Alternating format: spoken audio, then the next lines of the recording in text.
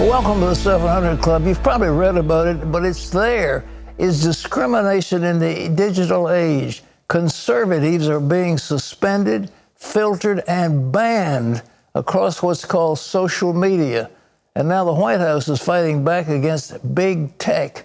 Dale Hurd has that. Many conservatives feel like second-class citizens on social media, where now simply posting conservative policies could get you in trouble.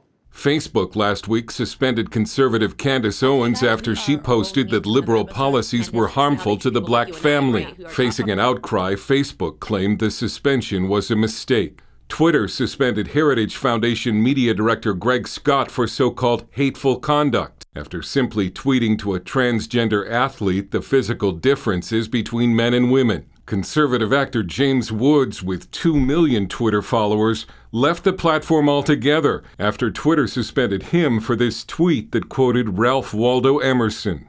Author and radio host Eric Metaxas. We just have to say this is wrong.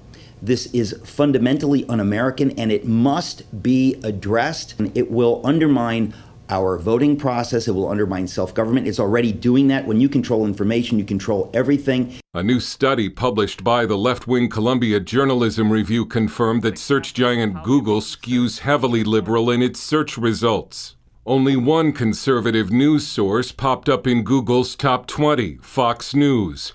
Dan Gaynor of the Media Research Center says no one should be surprised. Google is liberal. They set up rules that are liberal. They hire staff who are liberal. The staff give politically to liberal candidates.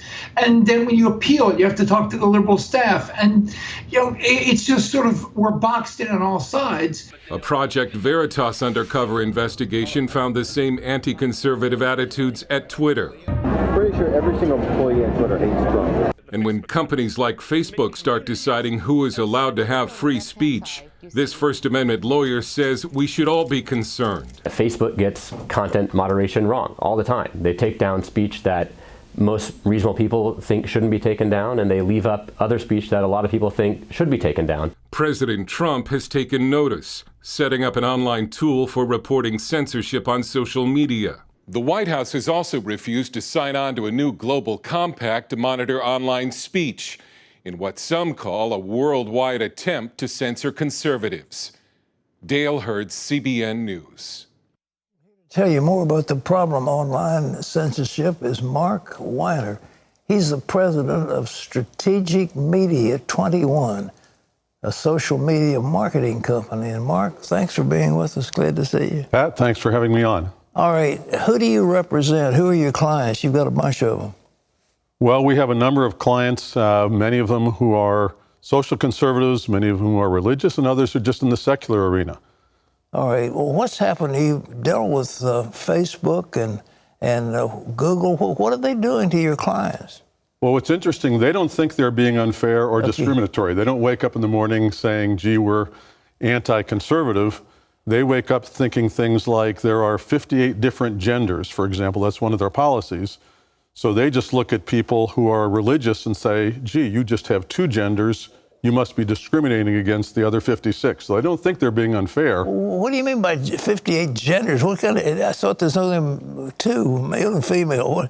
How'd you get 58 of them? Well, Pat, you're missing 56 of the genders. I hate to say this, so sorry about that. I hate to be so ill-informed. What are the other 56? Well, one of the spokespeople said, gender is not binary, meaning it's a fallacy to think there are just 2 genders. Yeah.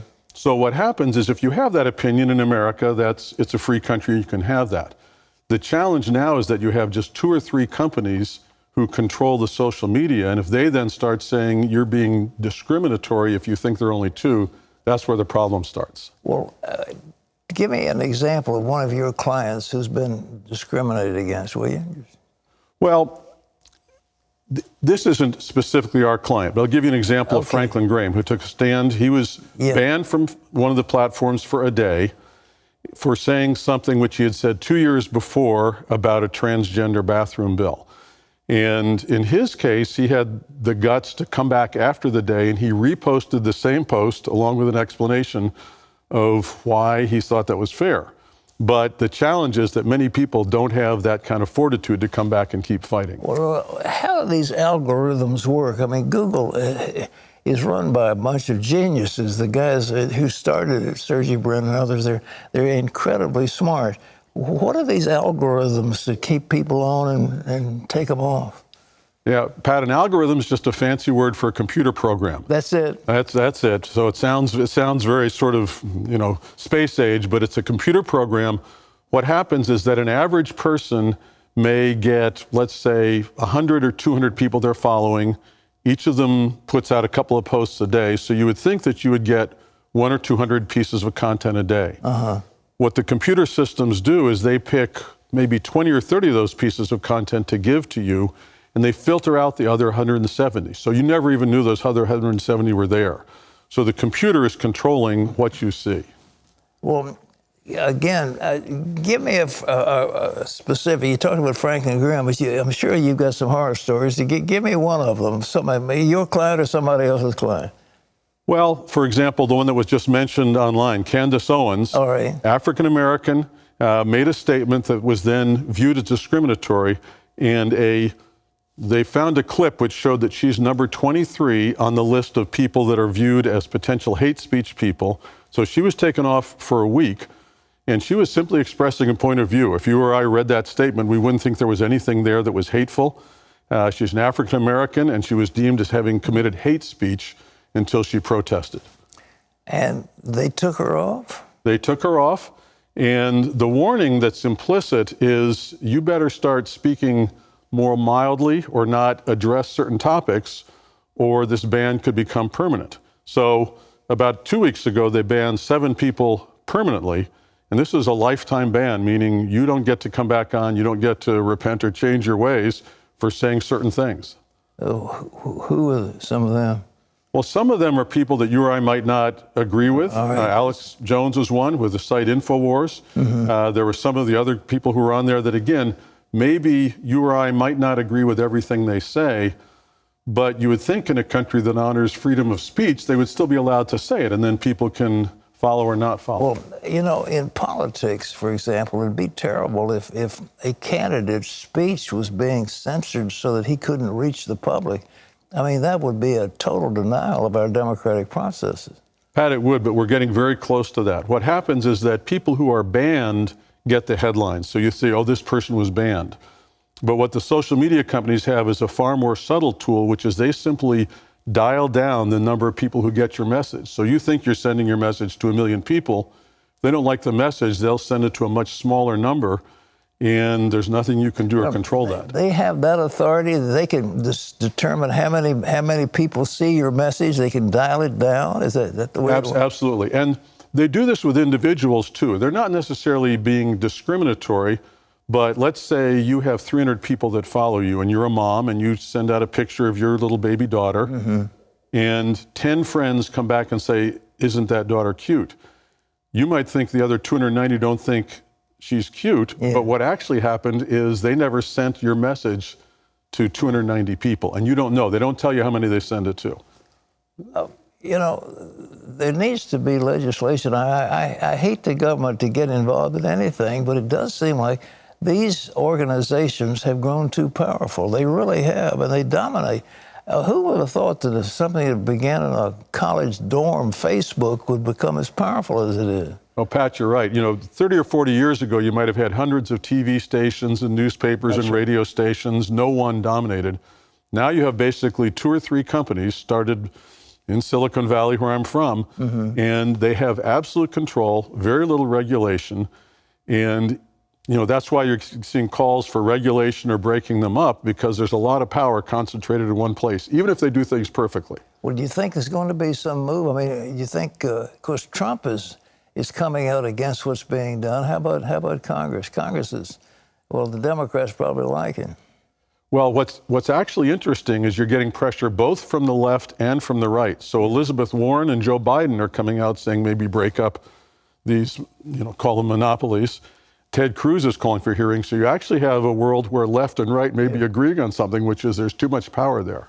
I was working with one of the big firms out there on a project, and In those days, Google was just getting started. Nobody thought much of Google. I mean, here these kids were out of Stanford coming up with these various things.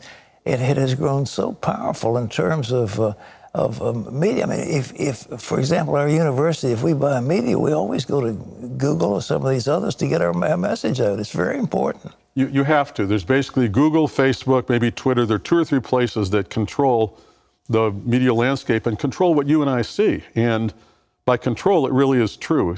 Most people might get 200 or 300 pieces of content a day. They only get to see 20 or 30 of them. So there's enormous control there. What would you do if it was a perfect world, you could control it? What would you do if you were the Congress or the president? What would you recommend? Well, you need either competition to arise, or you need to break up the monopolies, or you need to have one set of rules which gives guidelines for fairness.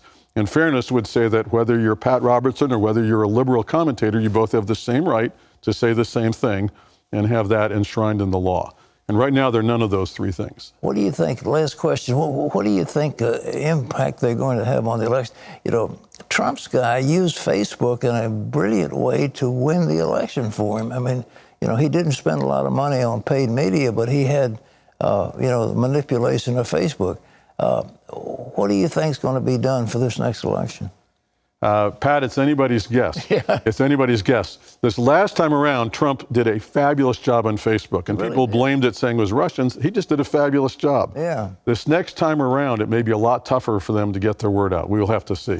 But you don't see any legislation or any action coming between now and then. The hard thing, as you know, is you've got a Democratic House and a Republican Senate, and getting those guys to all agree is not going to be easy. All right.